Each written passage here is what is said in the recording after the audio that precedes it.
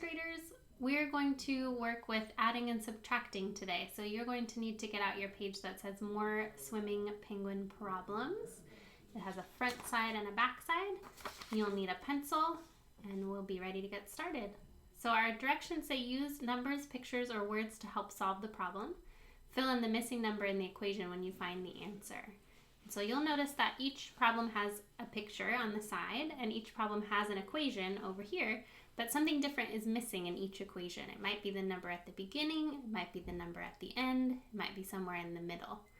So we're going to look really carefully each time to see what it is that we're trying to figure out, and then I'll give you a couple of strategies that you might try out using when you work on this.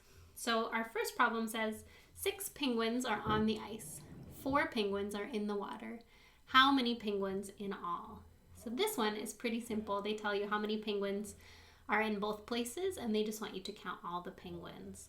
So a great strategy here is to count on. You could use this 4 and count 5, 6, 7, 8, 9, 10, since it's easy to count penguins.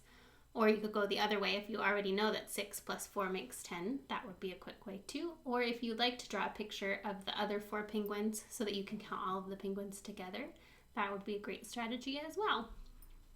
Number 2 says there are 7 penguins on the ice and 11 penguins in all. How many penguins in the water?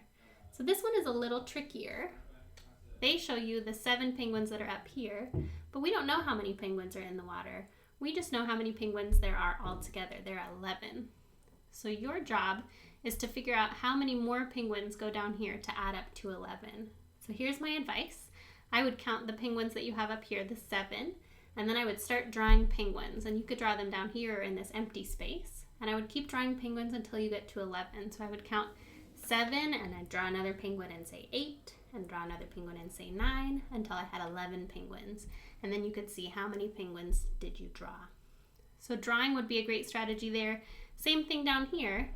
There are 5 penguins in the water and 15 penguins in all. How many penguins are hiding behind the hill?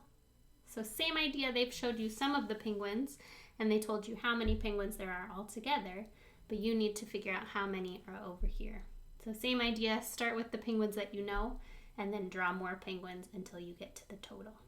On the back, there are more problems that are similar like that. They've showed you some of the penguins down here, and we don't know how many are there, but we know how many there are altogether.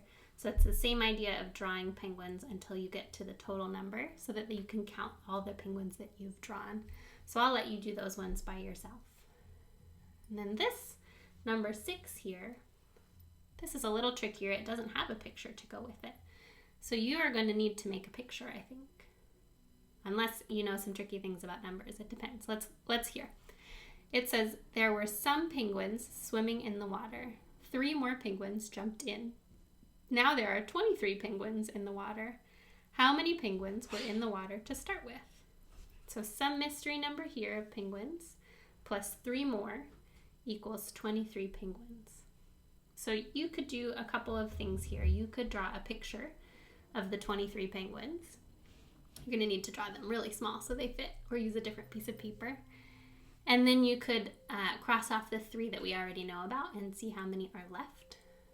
Or you might notice something about our numbers. I see a 3 here in our problem, and I also see a 3 there in 23. And so if you know something about how that number 23 works, how many 10s and how many 1s are in that, you might have a quick answer about how many penguins go in this box. Okay, so number 7 says challenge, and just like all the times that we've done before that say challenge, I want you to really think hard about how the rest of this paper has gone for you. If it's been kind of tricky and you've been working really hard and you've already used a lot of your time today on this math paper, I want you to give yourself a high five and be all done. Send a picture of your work to your teacher. Call it good. If you've been working on these problems and they've been all right for you, or they've been a little bit easy, then I want you to try and challenge yourself and check this one out. Give it a little try and see how it goes. So let's read it. It says, the Penguin brothers, Ollie and Sammy, are having a fishing contest with their sisters, Molly and Pammy. Oh my goodness, they have silly names. Ollie caught 9 fish, and Sammy caught 4 fish. Molly caught 7 fish, and Pammy caught 6 fish. Ooh, so we have a lot of information in this problem already, so I think it's going to be really helpful for us to start with a picture. So I'm going to get out my whiteboard, and you might decide to use a different piece of paper because there's not enough room here. So go and get a different piece of paper, and come on back when you're ready. Okay, now that you're back with your extra piece of paper, we're going to draw all of those fish. Now remember, when we're doing math drawings, we're not doing our very most beautiful put on the wall kind of drawing. We're doing a quick drawing. We're going to label the drawing so that we know what the different pieces are. So I've drawn the different characters in the story. Their first letter. There's Ollie and Sammy. And then I drew all of the fish that they caught. So Ollie caught 9, and Sammy caught 4, and Molly caught 7, and Pammy caught 6. So I want you to draw all of the fish that the different brothers and sisters caught so that we can see them. Okay, the next part of our question asks, who caught more fish, the brothers or the sisters? So that's why I drew the line here. I have the brothers up here, and I have the sisters down here. So I need to find out who caught more. So I might choose to count all of my fish up here and see how many fish did the brothers catch, and then count all of the fish down here and see how many fish did the sisters catch, and then I can compare those two numbers and decide who caught more. Another way that I might figure this out is by matching up my fish. So I might cross out a fish from the brothers and a fish from the sisters at the same time, like cross and cross.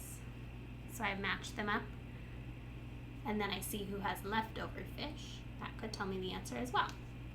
So I need to figure out who has more.